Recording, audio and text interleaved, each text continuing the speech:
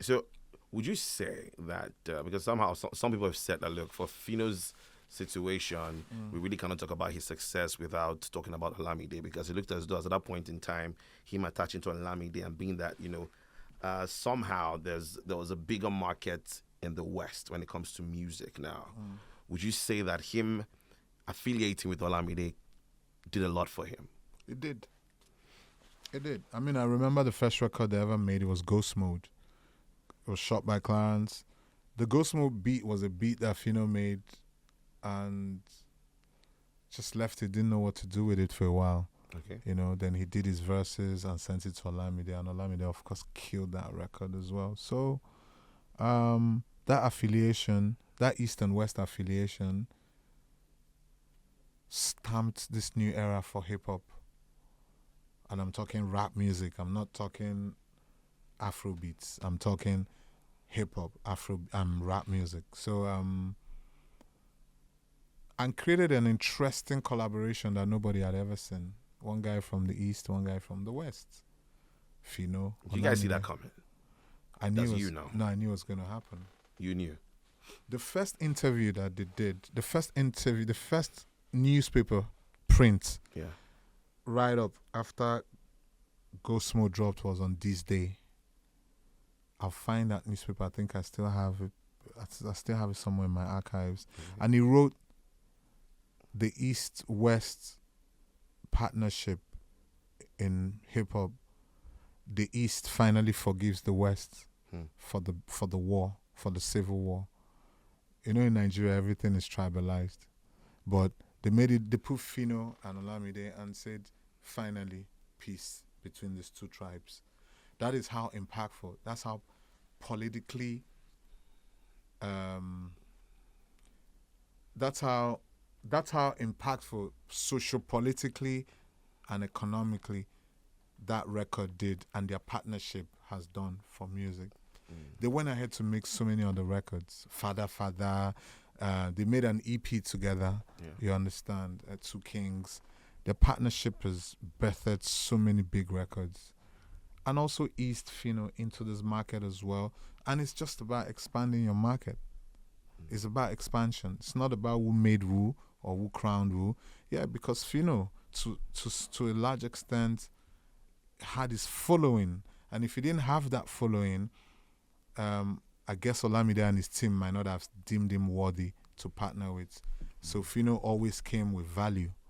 So when I read people say, "Oh, Olamide made Fino who he is today," that's not really totally true, because Fino is a king. Fino is deity in the Southeast.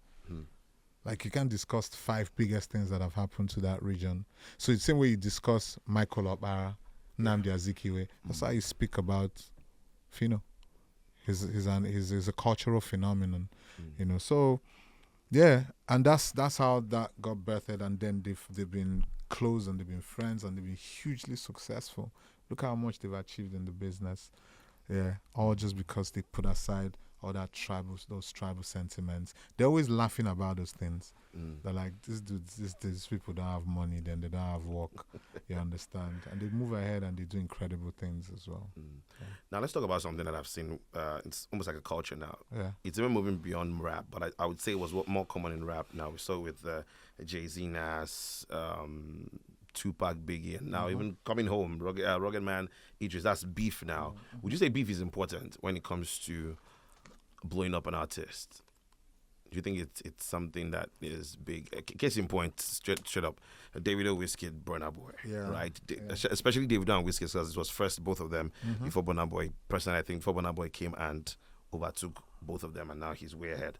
But I would say that, do you think, I'm asking now, do you think that perhaps the beef is what probably kept a Davido and a Wizkid now in the conversation for so many years? Yeah. Well, it's a tool. It's a very key tool for keeping the conversations going. So this whole FC theory, has been built around, certain artists, and it's my FC versus your FC, and then that rivalry just keeps fueling it and it keeps going. I'm sure those guys are seated in one room laughing their heads off. So you think they're cool? Yeah. I don't know if they are cool, but I just know that sometimes they probably get together to just laugh at the situations. I don't know how there are levels of cool and how if they work together, but it's been impactful. It's been very impactful.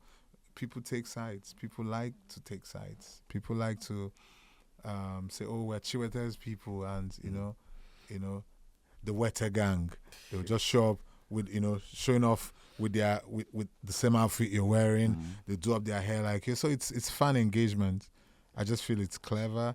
I just like the fact that it never gets down to violence and everything. But sometimes it looks like it is. Oh, It might not be a case of maybe perhaps they get violent, like physical. Yeah. But from what they say to themselves on social media, some people, because it's very toxic. It's very caustic. It can be very very toxic. It's very toxic. It's that's not the like. I look at it and I'm like, wow. Even the R&B guys are beefing harder than the rappers, and I thought beef was a side to rap. I just think it keeps you in the conversation. Kendrick, Drake, J. Cole, it's in the conversations. In the conversation, people are talking about it. Oh, why did J. Cole back out from the beef? Was he being cowardly? Blah, blah, blah, blah, blah, What do you think? Was he being cowardly? No, I love J. Cole. I think that's probably what I would do. You seem not to like getting involved in something. You try to sound, with lack of a better word, you like to sound politically correct. You like to be... To be very honest, Chiwete, everybody has, like, I don't know how to fight. I don't know how to end fights. Like, I don't know, like a fight.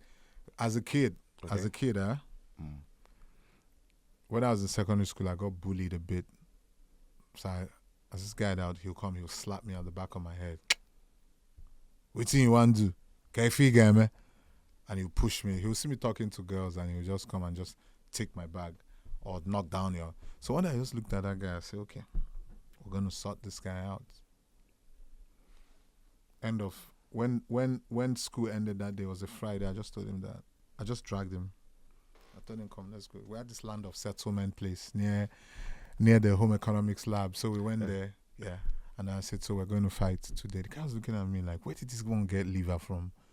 1, 2, 3, 4, 5 punches. The guy was on the floor. Back. We fought. They separated us. Came back. I fought that guy for 2 months.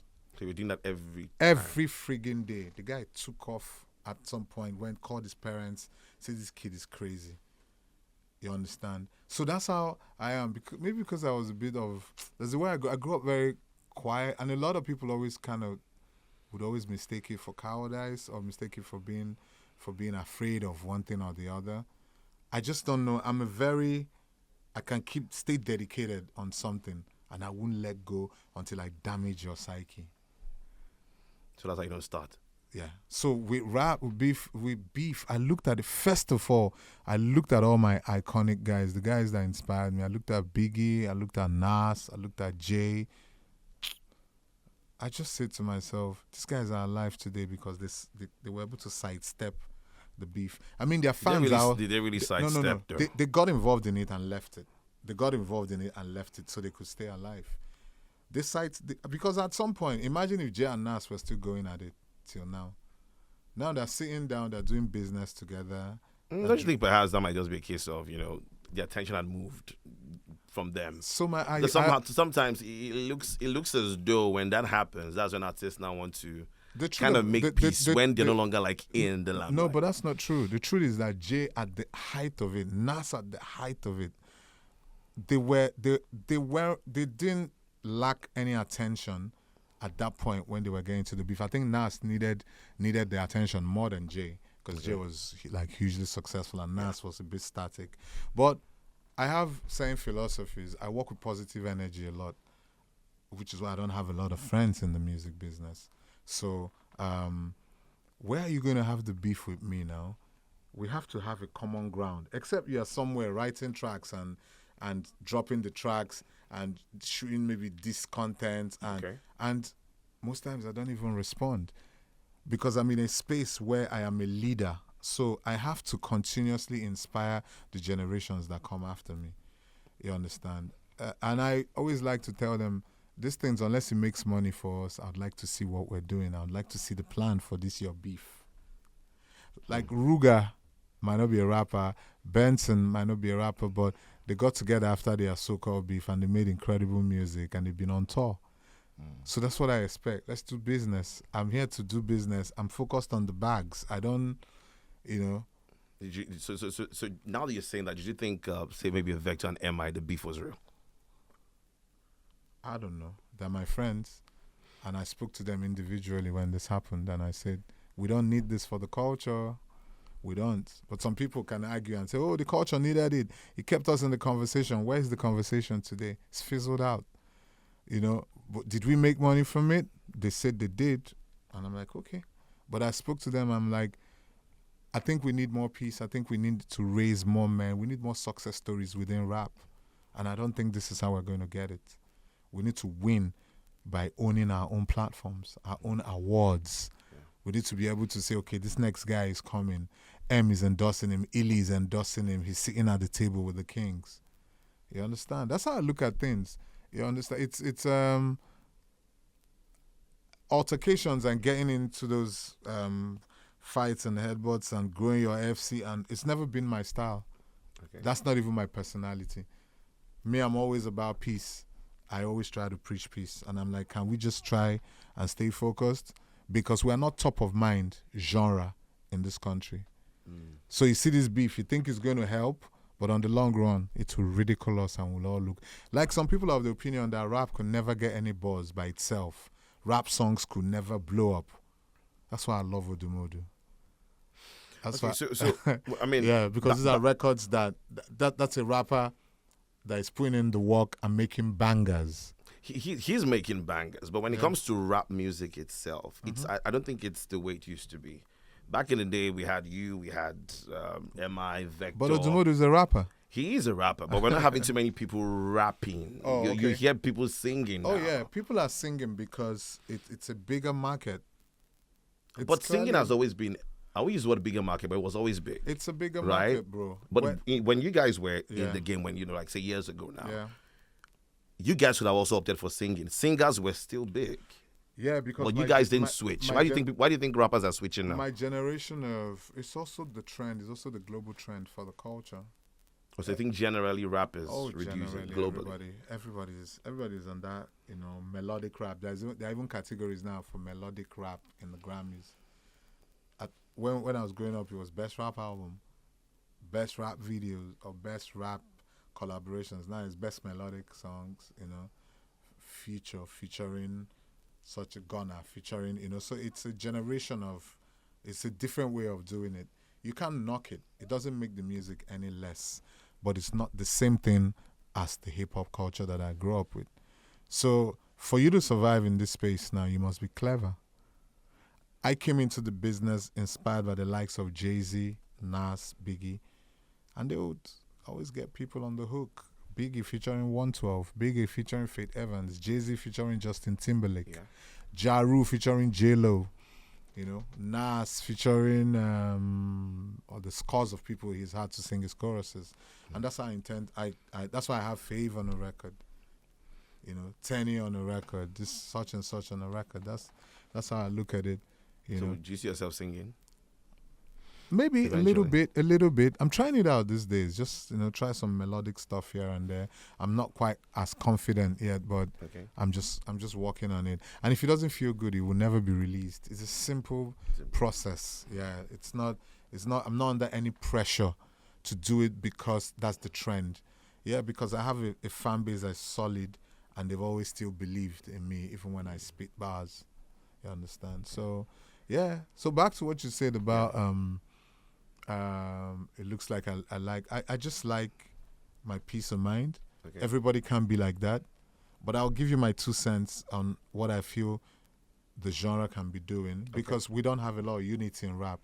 If we had a lot of unity in rap, it would be a much, much bigger genre. But we don't.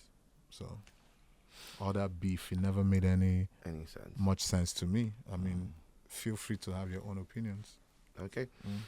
So just before we wrap things up, we're going to play a game. But before that, let me just talk about new school music now. I mean, we had this conversation behind camera, and it's just how things have changed. Yeah. It seems like there's more demand now for artists.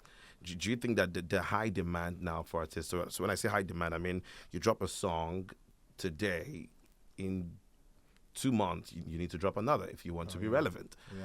Do you think that is making artists drop, I would say, low quality songs? Do you think that's affected the quality of the music we hear nowadays? I don't quite think so. I feel like the music is it's going a lot better. The music is going a lot better, even with the frequency of releases. Music is getting better. I feel like the music is getting better. I feel the music is also going broader. Like, I feel like there's a space for everybody in the game now. Okay. It just comes down to your community. Are you feeding your community? How do they see you? Are you the leader of the pack? You know, it becomes the theory of the community theory. How much records are you putting out for them? How much do you carry them along? You have your own niche shows. Johnny Drill might never be concerned about the Hotel. He has Muriel Kuala, and everybody gathers and they celebrate him. Same for Caveman, you understand? I mean, same for MI, same for Vector. You can do your shows in your cluster, with your cluster and your people that truly, truly, truly support you. Not when you have like 1 million fans, but you not up to 2-3% of that 1 million are loyal fans. You know, so that's something I'm trying to do as well. Trying to make sure that you identify the new guys. Who are the new guys that even listen to Illy? Because a lot of people that listen to me are working class guys. You understand? So my music is adult contemporary hip hop. That's what it is. You understand? So a lot of the Gen Zs, when they see, they're like, oh wow, that's really him. He's still in great shape. Oh man, my older brother listens to Illbliss. Baba, I remember you from. They don't even remember Anamachi Kwano. They don't even remember you Go Woon. They remember you from maybe a mini baller. Yeah. And they think that's your first record. You understand? So it's just just that. Now there's something else. Okay, I noticed you do that. You talk about things that affects us from the political scene, right? You spoke about, that song "Country" on the Illy Chapo album. We don't see now. We see a lot of artists talk about, I'm inspired by. When they say, okay, I do Afro beats, right? A lot of people talk about, I'm inspired by Fela. I'm inspired by Fela. Yeah. But a lot of times when they say they're inspired by someone, I want to see a reflection of the person in you. Not necessarily copying the person, but I should see something you picked from that person. We don't have a lot of artists nowadays addressing political issues like Fela. I think the closest thing you see to Fela and new school artists is smoking weed. That's so unfair. No, but I'm just being honest. That's what I see. So I'm just asking, why do you think right now it's a good thing do you think artists should speak more about political issues? Bruh, we live in a third world country. We live in Nigeria is not a real place. It's not a real place. How do you mean? Nigeria is absolutely AI generated. Chat GPT. People are drawing up their narratives of what they think Nigeria is. It's not a happy country. Don't let anyone fool you about how we like to turn up and how we embrace music. All of that is escapism. Underneath it, when you sit down with the average Nigerian is troubled. It's dealing with fuel here. It's dealing with uncertainty of employment and finance and income here. It's dealing with poor health systems here, poor educational systems here. People want to escape, which is why there's a lot of jaye music. They don't listen to those bars, all that conscious stuff. But if they're facing it, don't they want it to be addressed? But that's because we've always faced it from back in the day. That's what makes us peculiar. When I was making Sidika in my last album, I made a record called Gen Z. And I made it, that was the only political song on that album. Red Cops, Canada, Omona, Gen Z. So I'm talking about the Gen Zs, I'm talking about, now them, they drag the politicians. They are the ones that come out to vote. They are the ones that do this, that do so. But I didn't go at it the way I went at country. Yeah. Or I went at a lot of records I've written politically. I'm quite vocal on how things are panning out in Nigeria. We're in a terrible place as a country, economically, socially, Young people are just hustling pillar to post, trying to save themselves. They don't believe in school anymore. They believe, man, you can be a G-boy and be all right. Just make money and save your family. You'll be a hero. People chicks just want to be influencers. They just want to, whatever influencing means to them, you understand? They just want to sit down and some people, I mean, I don't know how best to put it, bro. I want the artists to speak about our reality. So don't get me wrong. Yeah. I want them to. Nina Simone, the great Nina Simone, always used to say, your music must reflect the times. That's not what's happening in Nigeria. Nigeria is like a party. It's like a beachfront with 20,000 DJs playing at the same time. So the music continues to go on, and everybody's mindlessly jumping up and down like they're in a rave. And then after jumping, you go home and you go back to all your problems. Artists that can change things are sitting on the fence because they have political friends, political godfathers. How are you going to now be yabbing the people that dash you money? The people that you go to sing at their daughters' weddings for? The guys that gave you the Chrysler, the Phantom, the drop tops you were driving as gifts. All the money gifts, all the times you go broke or you need money and you sneak behind and you go and see the chairman. Chairmen are in the country. That's the reason why we are shaped the way we are. The artists are not playing their role. But then again, the artists are also looking at it like, I'm making all this conscious music. Every time I make it, it doesn't sink in. But every time I make this up-tempo, mindless, semi-mindless music, it buzzes. So I'm caught differently. So I chase exactly what I want to chase, and I believe in what I believe in. Artists can do whatever they want to do. They can speak about anything they want to speak about. If they don't want to talk about what happens in our society and how we need to repair, the artistic community is responsible for repairing society, but not in Nigeria. Because you need to go to Abuja and collect money from the chairman or the politicians. How do you want to be dissing him and his political party and what they haven't done? What will you perform when you get to that party? so it's a mess. It's a total mess.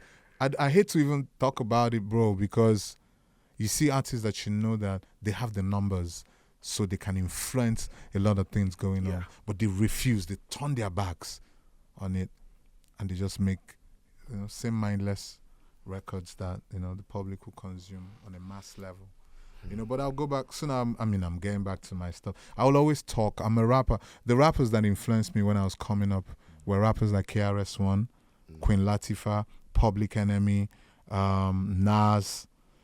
They spoke volumes about societal change, about real issues that people were going through. They spoke about politics and governance. They held leadership accountable. It doesn't happen here, man. You need to be in the PJ now. The chairman needs to send you a private jet, come and scoop you up now. How do you want to be performing those songs when you're sitting in his jet? It's a mess. It's a total mess. Yeah. So, but I mean, wow. And that's not just the musicians. What about the actors? I mean, you can change things. You can influence things with the people that are following you. Your followers are core. They are organic. You can push agendas. You can reshape how the society runs. Yeah. But no, we haven't lived up to that. Yeah. Because everybody's hungry and everybody's a hustler at different levels. Thank you so much, Oga Boss, for coming to this table and addressing these issues right now. But I'm going to play a little game with you before you go, right? Yeah. So it's 5 spots. I'm going to call some rappers. Just place them in any spot you want. You think it is 1 to 5. Okay. So I'll start with Nas. Legend. No. Like spot. So there's like one. There's 1, 2, 3, 4, 5 spots. Okay. Nas. I'll call a name. You place them anyway. Okay. Anyway, in the top 5, right? Top 5. Yeah. So I go with Nas. Number 1. Nas number 1. Number 1. Biggie. 2. Biggie number 2. Yeah. Eminem. 5. Eminem 5. Yeah. Okay. Wow. Jay-Z. 3. Do you have another spot left? Yes, we do. Tupac.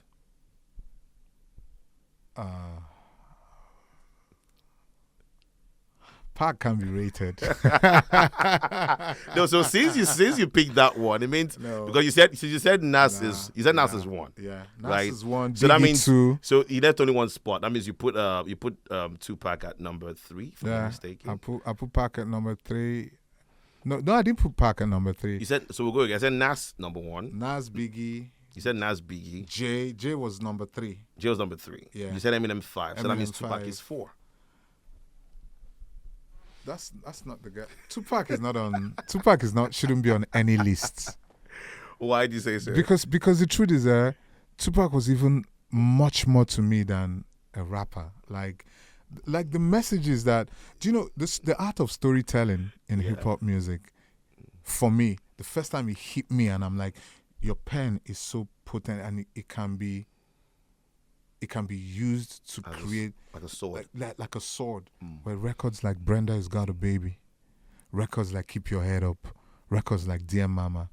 And I'm not saying that Nas or Jay or Biggie didn't also write iconic stuff or legendary stuff, but Tupac is a poet. Tupac is a speaker. I place him next to Malcolm X, next to Martin Luther King. That's huge. You understand? So let's not do this Tupac rap list. Nah.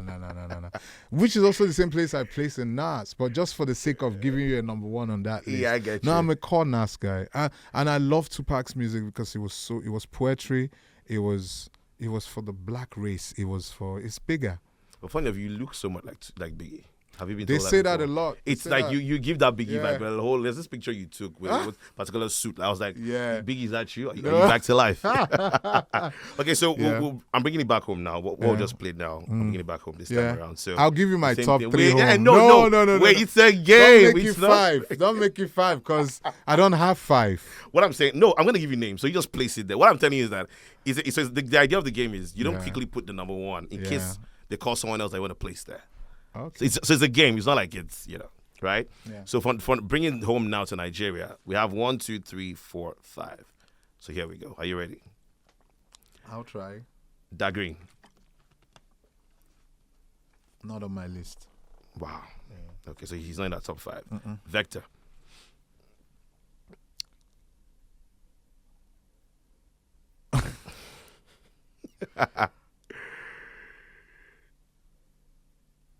MI and Vector is a tie.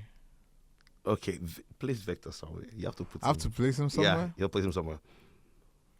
You see, but I can't do this particular order. I can't do this numeric thing that you're trying You're to do. being so diplomatic. I have to be diplomatic because I'm also looking at it from how their music impacts. It's not even about how they Yeah, feel. so if that's the case, then just No, that I'm means it's your personal. No, it's a personal I'm take. looking at it like, okay, so Vector and I are very close friends. I We're know. good friends, and I'm also very good friends with MI. But Okay, so you want to place 2 of them in one place. That's what yeah, you're saying. okay, so if and not even because they're my friends, Okay. but I'm looking at the impact that their music and how they've impacted the culture. On a who do you enjoy his music more? It's MI. Okay. Yeah, because I enjoy the dynamic. Then for Vector, I enjoy the content of the music, how rich the music is, the direction that he chooses to go. He doesn't always go in cliche directions. But if I just want to be like a rap fan, like it's for Vector. So you see, Vector is in that Tupac space as well, for me. Okay, he's in that Tupac space. Yeah, for you. Follow Closely by Reminisce. These are my top 3 Nigerian MCs. Rappers. So yeah. MI, Vector, Reminisce for you. It's never changed. I was gonna put. Okay, MI is on this list. Olamide is on the list as well. I was thinking you're gonna put him somewhere. So I still have Olamide. Yeah. And I have Ayafino. no. Fino is not even here because I know there'll be that bias. I'm sorry. There'll be that bias. I didn't put Fino here. Mode 9. Modo. Modo is okay. So Modo is it's difficult. You see, the Nigerian list is so difficult because that's Why? how much. No, it is because I'm just looking at it from not just for how I feel, but about how I enjoy the music. If I had to go all out, okay, who I really, really dig their discography, like it's MI and Vector, top, like maybe 1, 2 in no particular order. Follow Closely by Emodo. Okay. Yeah, because he inspired so much for hip hop in this country. He just never gets his flowers, you understand. And and then reminisce. So like this top 4, I hope should make you happy. I didn't put reminisce there because I feel like these people. How like, the hell would you not like, put reminisce no, on no, a list? I'm not. No disrespect. It was just because, like I said, I intentionally took out Fino and reminisce because I know Fino is on that list. They're your friends. Aside, No. But you see the funny thing, yeah. When you sit down and you break down Vector's career and you break down the records he's made, the commercial success he's had as well from making those records, the lyrical content of these albums, of these records and albums as well, and it becomes really, really difficult pitching it next to an MI. And MI chooses the beats that I'll probably choose. Okay. He's very musical about it. Vector can rhyme on a guitar, just on an acoustic guitar. MI is a lot fuller. MI can come with the chords, with the rising chord. I always like to say their Bagger brothers came from the choir. So, of course, it's always, they know how to cheat code. They know when the music needs to rise. They need to know when, Anotia, like they have records. African rapper number 1, they are records, to show that. But you can flip to Vector's part and also say, okay, so I have records like King Kong. I have records like Eli Momo. I have records like so many hits between these two guys. So it's difficult for me because of how much they've impacted in the game. Reminisce is my guy. He's my guy because he reminds me of myself, just a Yoruba version. Okay. The way he breaks down an album, you need to do the lyrical songs and connect with the hip hop heads. Okay. But that can't define your entire album because you need the lamba. You need the Amapiano records. You need this. So in terms of how he creates his body of work, that's my guy. Okay. Mode 9, in terms of the lyricism, in terms of the depth, in terms of the poetic prowess, it's him. Okay. It's this guy. So you can't rank them for me. That's why I'm just trying to explain to you. It was just a game, actually. Yeah. So the idea was just, just see how you place them. I know that. But thank you so much, Ogabos, for coming. Thank you. On thank the table you, bro. and having this conversation with me. I'm hoping you'll come back some other time. Yeah, I will. When you're on maybe season 2 or 3 and there's sponsorship, Of course. It's coming through. It's coming. Yeah, it's coming. Some sponsorship and a bigger set. Definitely. And everything. But it's a beautiful show, and I know I always like speaking with you because you ask the most profound questions. Thank you. Thank you for having me on the show. Thank you. Bless. I appreciate it. It's a wrap on Candid Convos with myself, Chiwete Onyema. Thank you so much for listening. Of course, I'm hoping that you can follow me, of course, on social media at Chiwete Onyema. Also, feel free to click the like button. Yes, and subscribe as well on YouTube. All right. So I'll see you again. I'm sure you're wondering who my next guest would be, huh? Just stay here. I'll let you know. Bye.